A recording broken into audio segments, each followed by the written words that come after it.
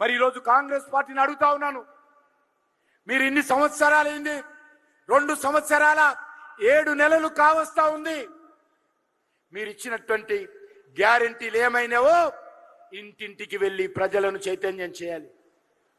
నిరుద్యోగ యువకులకు ఇస్తున్నటువంటి నెలకు 4,000 నిరుద్యోగ భృతి ఏమైందో ఈరోజు రేవంత్ రెడ్డి చెప్పాలా, రాహుల్ గాంధీ చెప్పాలా?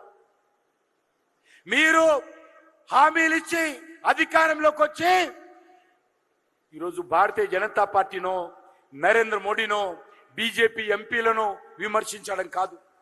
మీరు ఇస్తానటువంటి హామీలంటే నరేంద్ర మోడీ గారు ఏదైతే హామీ ఇచ్చారో తూచా తప్పకుండా రైల్వేల అభివృద్ధి కోసం, జాతీయ రహదారుల అభివృద్ధి కోసం, రైల్వే స్టేషన్ల అభివృద్ధి కోసం, పేద ప్రజలకు బియ్యము, రైతులకు మోడీ డబ్బులు ఈరోజు పక్కా బాజాప్తా భారతీయ జనతా పార్టీ ఇస్తున్నారు. అన్ని రకాలుగా తెలంగాణకు చేపట్టేటువంటి అన్ని కార్యక్రమాలలో నరేంద్ర మోడీ గారి ప్రభుత్వము ప్రయత్నం చేస్తా ఉంది. ఈ యొక్క 12 సంవత్సరాలలో 13 లక్షల కోట్ల రూపాయలు 13 లక్షల కోట్ల రూపాయలు తెలంగాణ అభివృద్ధి కోసం కేంద్ర ప్రభుత్వం ఖర్చు చేసింది. మరి వీళ్ళు ఏం చేశారు? 10 లక్షల కోట్లు అప్పు చేశారు. అప్పు చేసి ఈరోజు అసెట్ క్రియేట్ చేయలే, అప్పు చేసి స్నో పౌడర్ పూసుకున్నారు.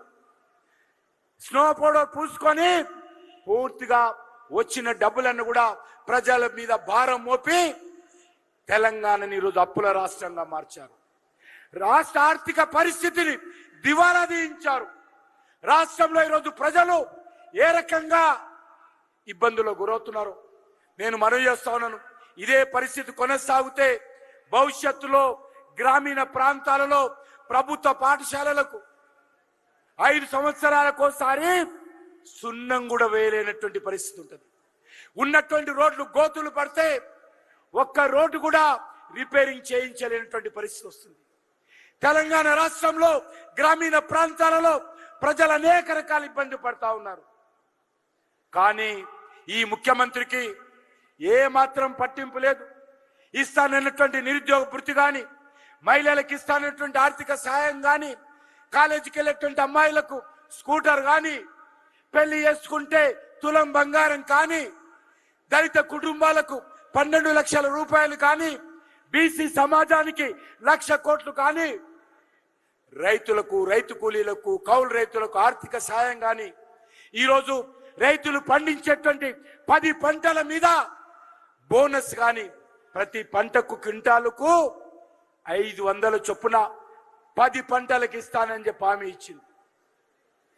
కాదు ఒక ధాన్యానికే ఇస్తామన్నారు. ధాన్యం కాదు సన్నొడ్లకే ఇస్తామన్నారు. ఈరోజు సన్న ఒడ్లకు కూడా ఎసరు పెట్టిండు రేవంత్ రెడ్డి ప్రభుత్వము, రాహుల్ గాంధీ ప్రభుత్వము, కాంగ్రెస్ పార్టీ ప్రభుత్వం.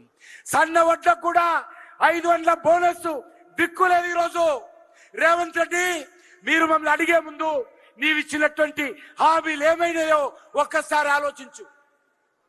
మీ కాంగ్రెస్ పార్టీ ఇచ్చినటువంటి గ్యారంటీలు ఏమైనాయో ఒక్కసారి తెలంగాణ ప్రజలకు జవాబు చెప్పు. మాటకు ముందు కేంద్రం ఏమిచ్చింది, ఎంపీలు ఏం తెచ్చారని మాట్లాడడం కాదు. మేమేం తెచ్చామో, ఏమిచ్చామో తప్పకుండా మేము చెప్పడానికి సిద్ధంగా ఉన్నాము. మీరు ఈ యొక్క 2 సంవత్సరాల 7 నెలలలో మీరు ఇచ్చినటువంటి గ్యారెంటీలు ఏమైంది? నిరుద్యోగులకు ఎంత బాకీ ఉన్నారు మీరు? నిరుద్యోగ వృత్తి ఈ 30 నెలలలో చెప్పాలి. మీరు తెలంగాణలో ఉన్నటువంటి మాతృమూర్తులకు, మహిళలకు ఎంత బాకీ ఉన్నారో ఈరోజు రేవంత్ రెడ్డి చెప్పాలి. ఎన్ని దళిత కుటుంబాలకు మీరు 12 లక్షలు ఇచ్చారో, ఒక కుటుంబానికి 12 లక్షలు ఇస్తామన్నారు కదా, ఏమైందో చెప్పాలి. ఈరోజు బోనస్ 500 బోనస్ ఎన్ని లక్షల రైతు కుటుంబాలకు బోనస్ ఇవ్వలేదో, రైతులకు అన్యాయం జరిగిందో ఈరోజు రేవంత్ రెడ్డి చెప్పాలా. కానీ ఈరోజు రాహుల్ గాంధీ, సోనియా గాంధీ, ఆ రోజు ఇంటింటికి ఉత్తరం రాసింది సోనియా గాంధీ. మేము ఈ గ్యారంటీలు అమలు చేస్తాం, మా పార్టీకి ఓటు అయ్యిందని చెప్పింది. ఎక్కడ పోయింది సోనియా గాంధీ ఈరోజు? ఎందుకు ఈరోజు వారు ఇచ్చినటువంటి హామీలు, తెలంగాణ ప్రజలకు ఇచ్చినటువంటి హామీలు ఏం అమలు చేశారో మీరు చెప్పాలి. డిక్లరేషన్ పేరుతో కామారెడ్డిలో, వరంగల్లో, చేవెలలో అనేక ప్రాంతాల్లో పెద్ద పెద్ద సభలు పెట్టి తెలంగాణలో ప్రజలకు హామీ ఇచ్చారు కదా. ఈరోజు చెప్పాలి.